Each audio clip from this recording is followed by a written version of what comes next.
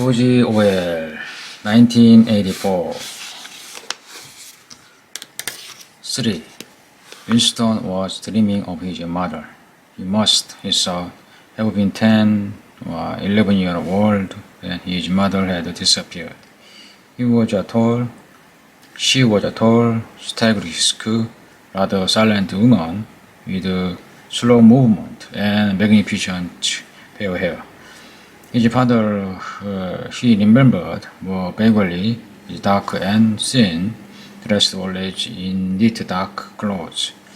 Winston remembered especially the very thin sole of his father's shoe, and wearing spectacles. The two of them must evidently have been swallowed up in one of the first grey purges of the 50s.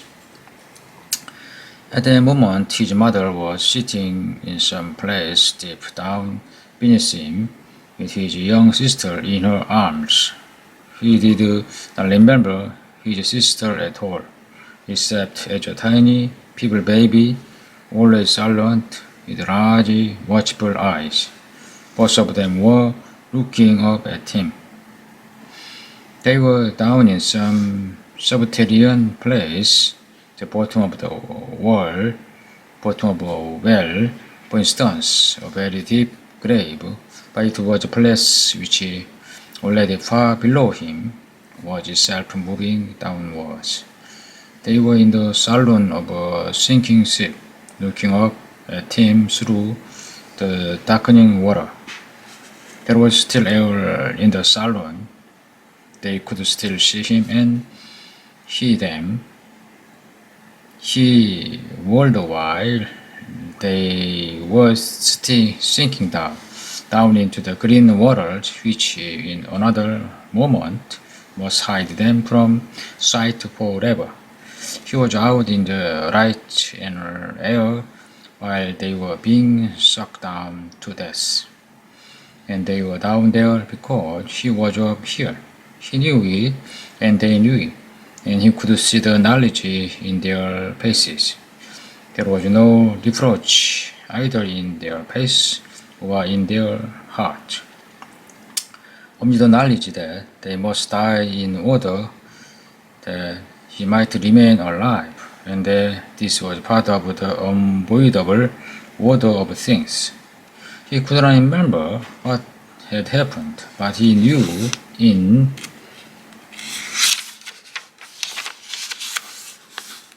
dreamed that in some way he lived in his mother and his sister had been sacrificed to his own.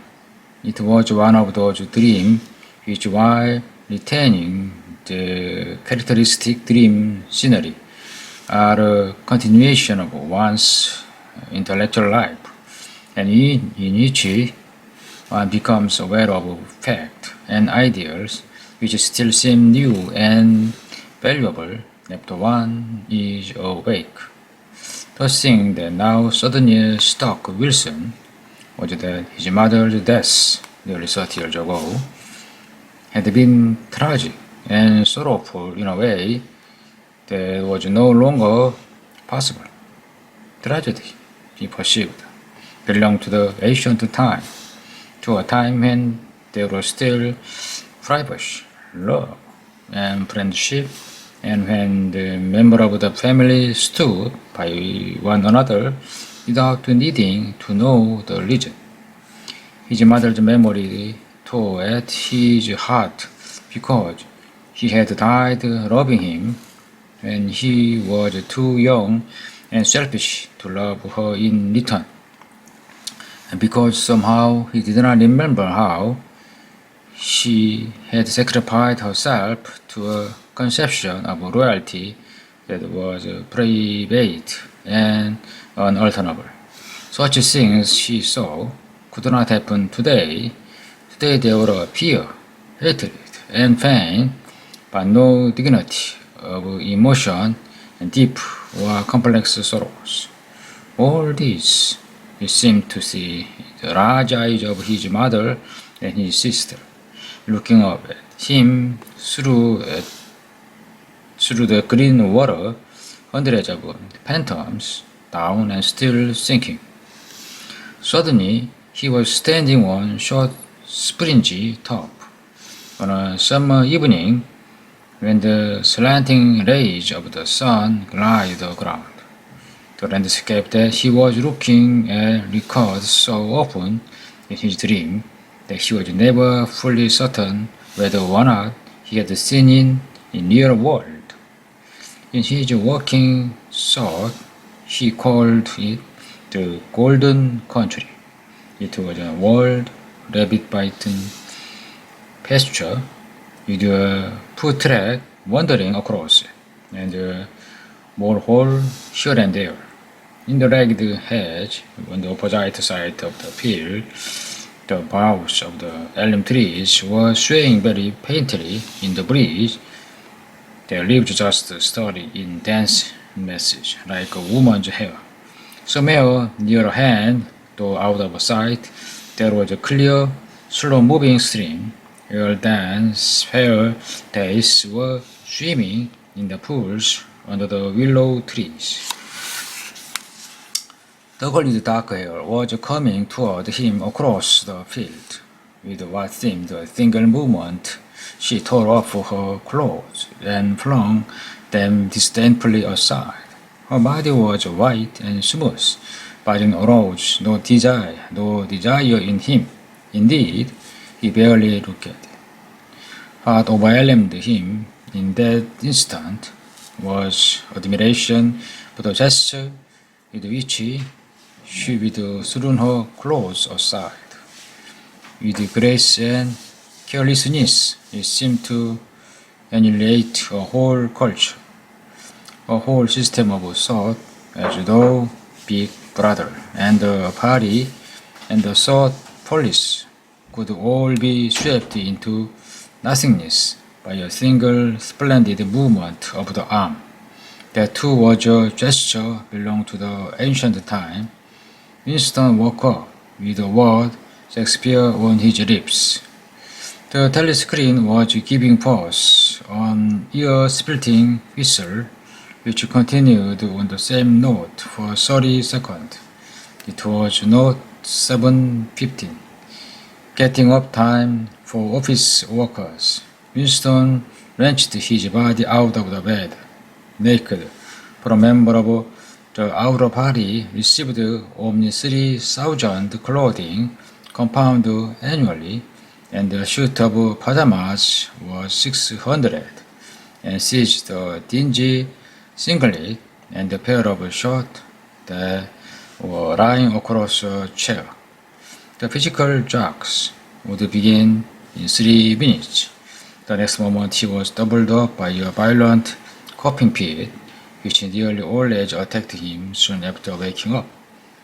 It emptied his lungs so completely that he could only begin breathing again by lying on his back and taking a series of deep gasps.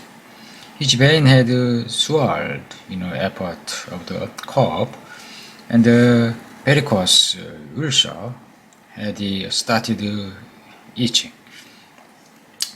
30 to 40 group, yapped a piercing female voice. 30 to 40 group, take your place, please. 30 to 40. Winston sprang to attention in front of the telescreen, of which the image of a youngish woman, scrawny but muscular, dressed in tunic and gym shoes, had already appeared. Arms bending and stretched, she rapped out, take your time by me. 1, 2, 3, 4. 1, 2, 3, 4. Come on, comrades. Put a bit of life into it. 1, 2, 3, 4. 1, 2, 3, 4. The pain of the coughing fit had not quite driven out of Winston's mind the impression made by his dream, and the rhythmic movement of the exercise restored it somewhat. As he mechanically shot his arms back and forth, wearing on his face the look of grim enjoyment which was considered proper during the physical jogs. He was struggling to think his way backward into the dim period of his early childhood. It was extraordinarily difficult. Beyond the late 50s, everything paid. When there were no external records, then you could refer to, even the outline of your own life lost its sharpness. You remember the huge event, which had quite probably not happened. You remember the detail of incident without being able to recapture their atmosphere, and there were a long blank period to which you could assign nothing. Everything had been different then. Even the name of countries and the shape of the map had been different. Airstrip 1, for instance, has not been so called in those days.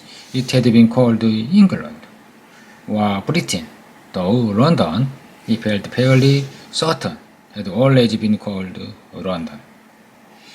Winston could not definitely remember a time when his country had not been at war, but it was evident that there had been a fairly long interval of peace during his childhood, because one of his early memories was of an air raid which appeared to take everyone by surprise. Perhaps it was a time when the atomic bomb had fallen on Colchester.